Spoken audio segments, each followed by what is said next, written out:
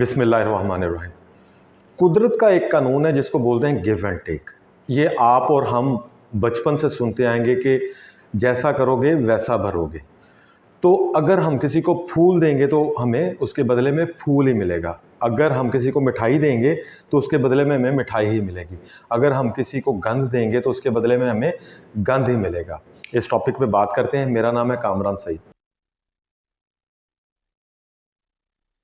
ہمیں لوگوں کی یہ باتیں تو یاد رہ جاتی ہیں کہ کس نے کس وقت میں ہمارے ساتھ نیگیٹو بات کی، کس نے ہمارے ساتھ مشکل بات کی، کون ہماری تکلیف میں کام نہیں آیا، ہمیں یہ تو یاد رہتا ہے، لیکن ہمیں یہ خیال نہیں رہتا کہ یہی وجوہات ہم بھی کسی کے لیے پیدا کر چکے ہیں، ہم بھی کسی کی پریشانی میں اضافے کا باعث بن گئے اور ہماری وجہ سے بھی کسی کو دکھ پہنچا۔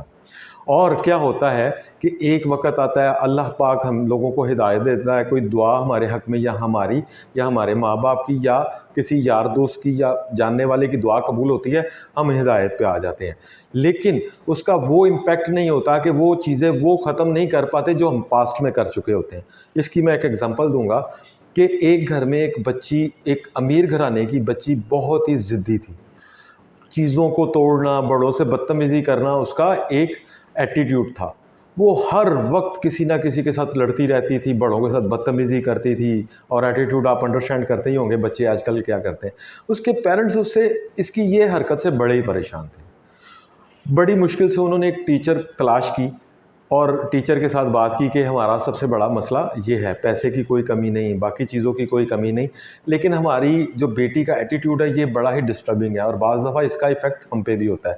اس ٹیچر نے کہا جی آپ مجھے میرے حوالے کریں تو انشاءاللہ میں اس کا کوئی نہ کوئی حل نکال لیتی ہوں۔ اس ٹیچر نے اس کو بڑے پیار سے اپنے ساتھ کنیکٹ کرنا شروع کیا، آہستہ آہستہ بڑی ایفرٹ اس کو کرنی پڑی، ٹیچر کو پیار محبت کے ساتھ بہت سیکریفائسز بھی کرنے پڑے، کیونکہ بدتمیزی تو وہ کرتی تھی، وہ ٹیچر کے ساتھ بھی بدتمیزی کرتی تھی۔ تو وہ ایسا ہی چلتا رہا، بڑی دیر چلتا رہا، بٹ کیا ہوا، قدرت کا قانون ہے کہ پیار محبت کے ساتھ جب وہ ٹیچر اس کے ساتھ بچی کے ساتھ اٹیچ رہی تو وہ بچی کچھ کنیکٹ ہونا شروع ہو گئی۔ ایک دن موقع ملا تو ٹیچر نے اس بچی کو کہا چلو آؤ ایک گیم کھیلتے ہیں۔ ہم ایسا کرتے ہیں کہ آپ کے گھر کے پیچھے والی بیک سائڈ پہ جاتے ہیں، وہاں ایک گیم کھیلتے ہیں۔ وہ ٹیچر اس بچی کو لے کے بیک سائڈ پر چلی گئی اور دیوار کے پاس اس نے بچی کو ایک ہتھوڑی دی اور ایک کیل دیا۔ ٹیچر نے کہا کہ آپ جب بھی کسی کے ساتھ بدتمیزی کریں یا غصے سے بات کریں یا کوئی بھی اب نارمل رویہ اپنائیں تو آپ نے ایک کیل ٹھوک دینا ہے، اور آپ کی ون اس میں ہے کہ یہ آپ نے کیل کم سے کم ٹھوکنے، یعنی اپنا رویہ بہتر کرنا ہے۔ اور وہ بچی کو یہ گیم بڑی اچھی لگی، پہلے دن اس نے کوئی 15-20 کیل ٹھوک دیے، لیکن اس کو آخر اچھا نہیں لگا کیونکہ اب اس کو ریئلائز ہونا شروع ہوا۔ تو اگلے دن، پہلے دن فرض کر لیں کہ اگر 20 تھے تو اگلے دن اس بچی نے 15 اور اپنی ٹیچر کو کہا کہ دیکھیں آج میں نے 15 کیل ٹھوکے ہیں، یعنی میں نے بدتمیزی کل سے کم کی ہے، تھوڑا بہتر کیا اپنے آپ کو۔ اس ٹیچر نے کہا ویری گڈ۔ اگلے دن وہ 10 ہو گئے۔ ایسے کرتے کرتے ایک وقت آیا کہ اس وہاں پہ ایک بھی کیل نہیں رہا۔ اب ٹیچر نے اس کو بٹھایا اور اس کو بتایا کہ بیٹا یہ دیکھیں یہ آپ کی پریشانی تھی، اس وجہ سے آپ کے پیرنٹس بھی پریشان تھے، آپ کے عزیز و اقارب بھی پریشان تھے، آپ کے پیرنٹس کے گھر میں کوئی آتا نہیں تھا کہ آپ بہت ہی بدتمیزی تھی۔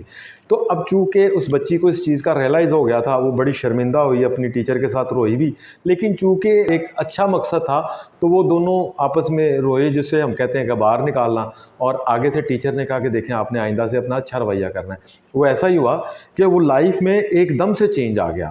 اس کے پیرنٹس بھی بڑے حیران ہوئے بچی کے، ٹیچر کے ساتھ بڑے وہ خوش ہوئے اور انہوں نے بڑا شکریہ والا رویہ اپنایا۔ تو ٹیچر کو انہوں نے کہا کہ جی آپ کی بڑی مہربانی، آپ نے مسئلہ ہمارا حل کر دیا۔ اپنے ماں بہن بھائیوں، یار دوستوں، عزیزوں کا اور اپنے ہمسایوں کے ساتھ اچھا رویہ کرنا، اس سے بھی لائف میں بہت آئے گا۔ السلام علیکم۔